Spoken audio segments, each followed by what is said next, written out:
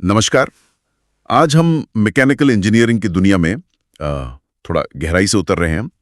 खास तौर पर बात करेंगे कटिंग टूल्स और उन मटेरियल्स की जिनसे ये बनते हैं। हमारे पास IIMT college of polytechnic greater Noida के मैकेनिकल इंजीनियरिंग विभाग के कुछ नोट्स हैं, तो हम इन्हीं से जरूरी जानकारी निकालने की कोशिश करेंगे। हमारा मकसद है मतलब इन उपकरणों की बुनियाद को समझना, ये क्या है, कैसे काम करते हैं और हाँ, इन्हें बनाने के लिए किन चीजों का इस्तेमाल होता है। तो चलिए शुरू करते हैं। बिल्कुल। और इन उपकरणों को समझना आप देखें तो मैन्युफैक्चरिंग और इंजीनियरिंग के लिए बहुत ही जरूरी है। असल में ये वही औजार हैं जो कच्चे माल को हमारी जरूरत की चीजों में बदलते हैं, मतलब हमारे आसपास की दुनिया को आकार देते हैं सही मायनों में। तो सबसे पहला और बुनियादी सवाल, ये कटिंग टूल आखिर है क्या चीज? नोट्स के मुताबिक ये एक वेज मतलब फन्नी के आकार का उपकरण है जो किसी वर्कपीस या कह लें खाली हिस्से से अतिरिक्त मटेरियल को हटाता है, उसे काटकर अलग करता है, मतलब शेयर ऑफ करता है। हाँ, ताकि हमें वो मनचाहा आकार, साइज और सटीकता मिल सके। ये मूल रूप से मटेरियल की एक पतली परत पर दबाव डालता है और फिर उसे हटा देता है। यही है? हाँ बिल्कुल। और देखिए, इन कटिंग टूल्स को हम वर्गीकृत भी कर सकते हैं।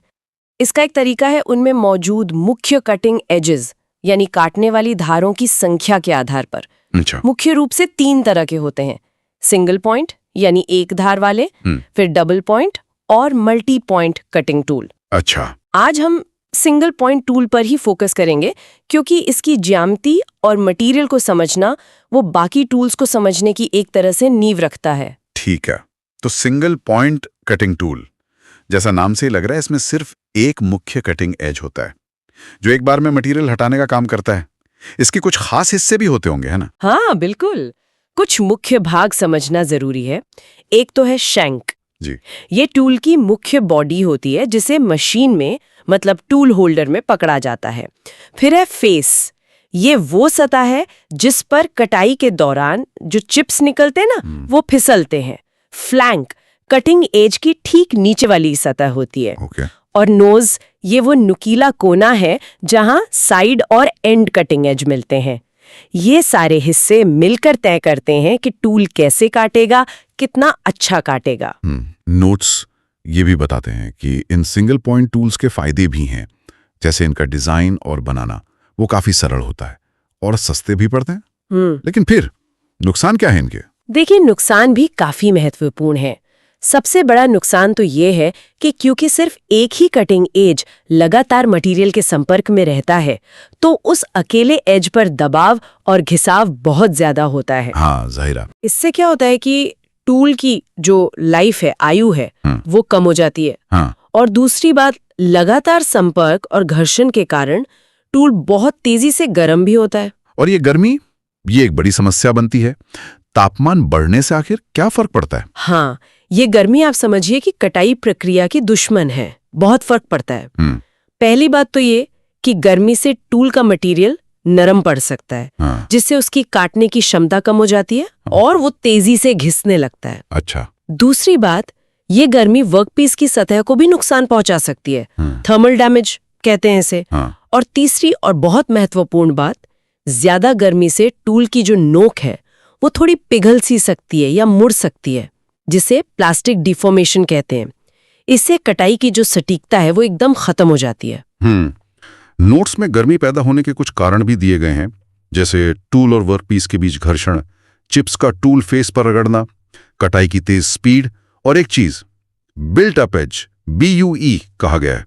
कि BUE क्या चीज होती है? हाँ, बिल्ट अप एज, ये एक काफी दिलचस्प घटना है।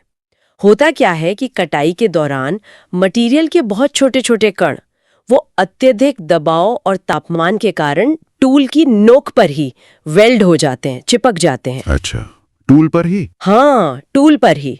ये एक तरह की झूठी अस्थायी धार बना लेते हैं। ये धार कभी बनती है, कभी टूट जाती है। इससे सतह की फिनिश खराब होती है और टूल पर भी अनियमित दबाव पड़ता है, और ये भी गर्मी बढ़ाने का एक और कारण बन जाता है। इसीलिए कटाई प्रक्रिया में गर्मी को मैनेज करना इतनी बड़ी चुनौती है। समझ गया।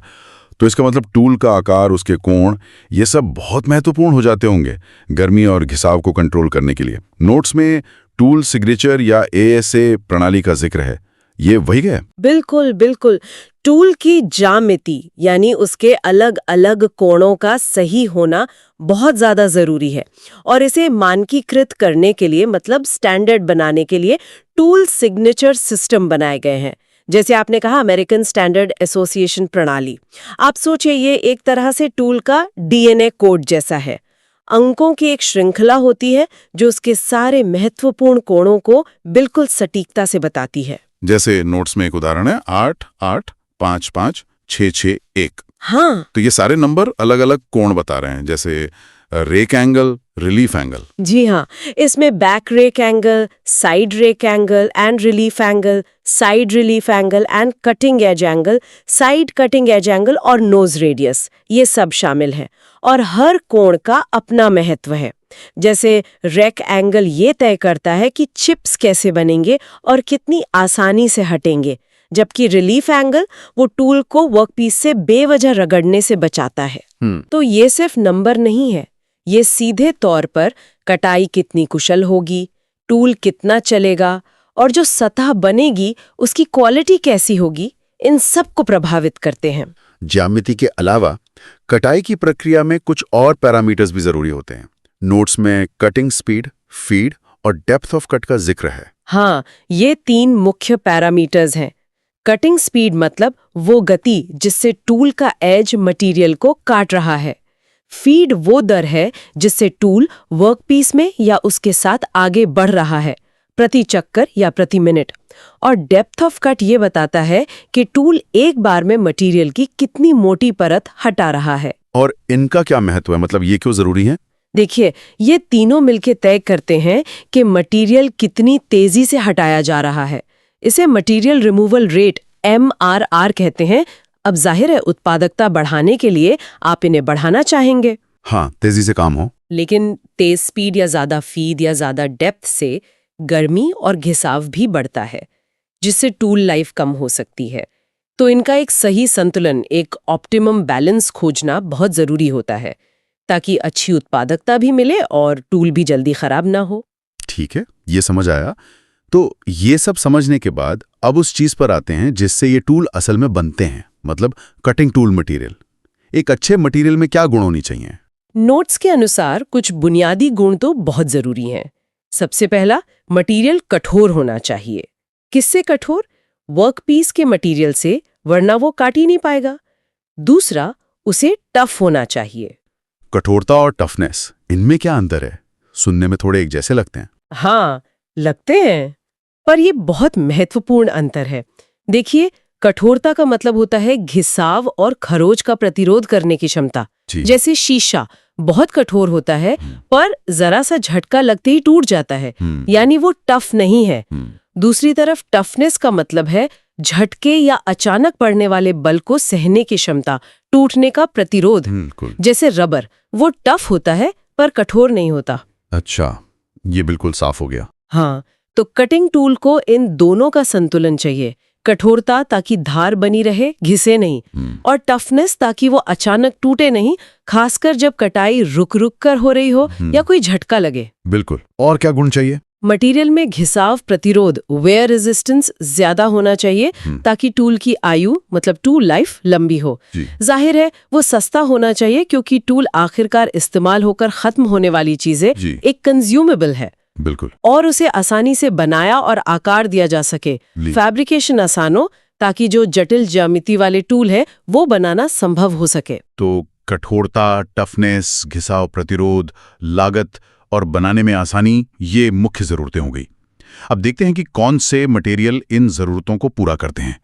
नोट्स में high carbon steel, high speed steel, HSS, फिर सीमेंटेड कार्बाइड, सिरेमिक और डायमंड का जिक्र है। शुरुआत हाई कार्बन स्टील से करते हैं। हाँ, हाई कार्बन स्टील सबसे पुराने और सबसे बुनियादी कटिंग टूल मटेरियल्स में से एक है।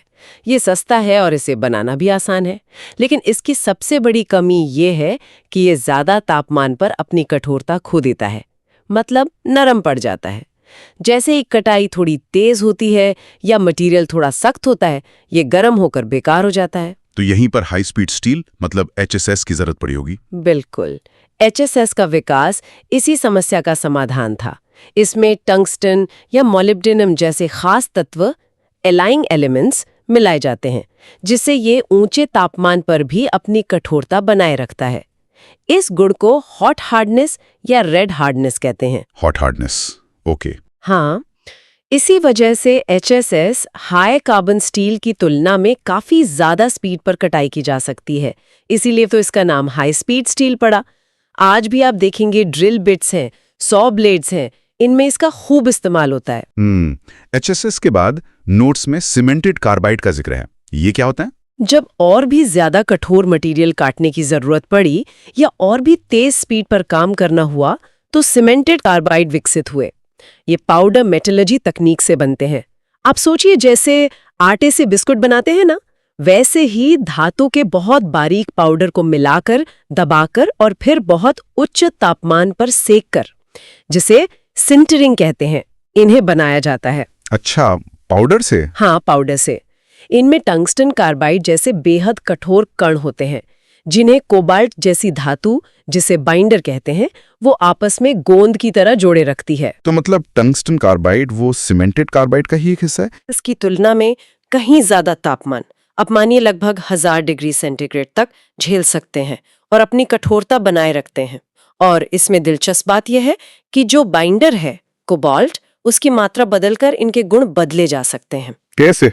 जैसे ज्यादा कोबाल्ट इन्हें ज्यादा टफ बनाता है, जो रफ कटिंग के लिए, मतलब ज्यादा मटेरियल हटाने के लिए अच्छा है, और कम कोबाल्ट इन्हें और भी ज्यादा कठोर बनाता है, जो फिनिशिंग ऑपरेशन, मतलब चिकनी सतह बनाने के लिए बेहतर है। अच्छा, कार्बाइड के बाद अगला कदम क्या था? नोट्स, सिरेमिक की बात करते हैं। हाँ, सिरेमिक्स। जब तापमान और भी ज्यादा हो या जब वर्कपीस का मटेरियल ऐसा हो जो टूल के साथ रासायनिक प्रतिक्रिया कर सकता हो, तब सिरेमिक टूल्स काम आते हैं। ये मुख्य रूप से एल्यूमिनियम ऑक्साइड या सिलिकॉन नाइट्राइड जैसे पदार्थों से बनते हैं।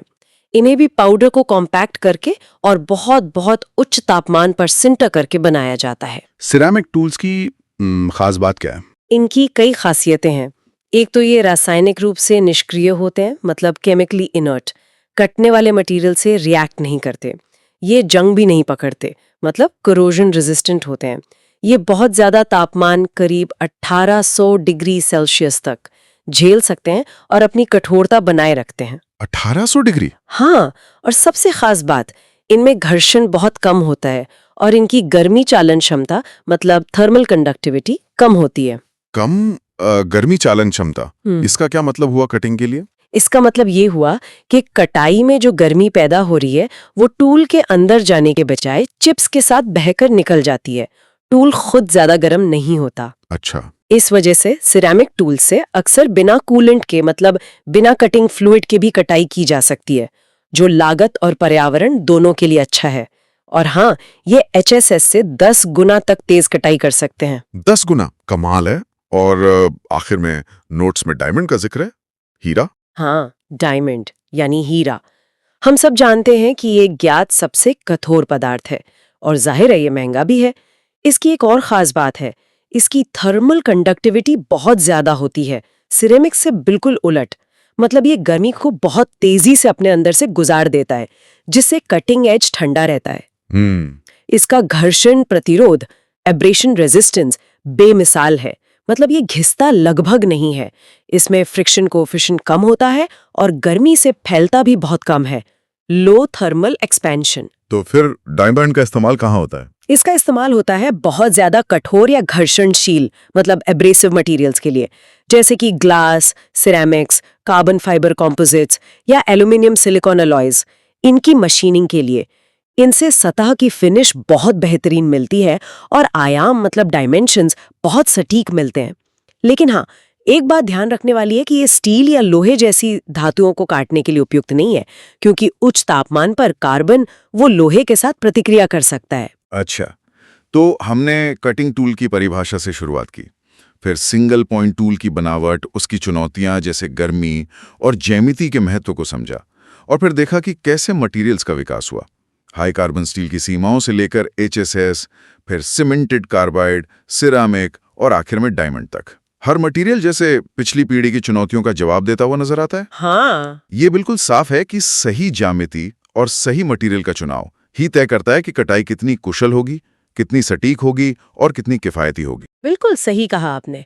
ये पूरी यात्रा दिखाती है कि कैसे मटेरियल साइंस और इंजीनियरिंग के सिद्धांत मिलकर इन छोटे पर बहुत महत्वपूर्ण उपकरणों को संभव बनाते हैं। और ये जो लगातार खोज चल रही है ज्यादा कठोर, ज्यादा टफ, ज्यादा गर्मी झेलने वाले मटेरियल्स की, यही मैन्युफैक्चरिंग की क्षमताओं को लगातार आगे बढ़ा रही है।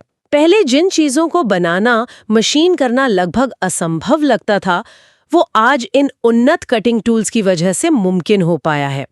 हमारे आसपास की हर सटीक बनी हुई चीज, चाहे वो हमारे मोबाइल फोन का फ्रेम हो या एरोस्पेस इंडस्ट्री का कोई पुर्जा, वो इन्हीं एडवांसमेंट्स का नतीजा है।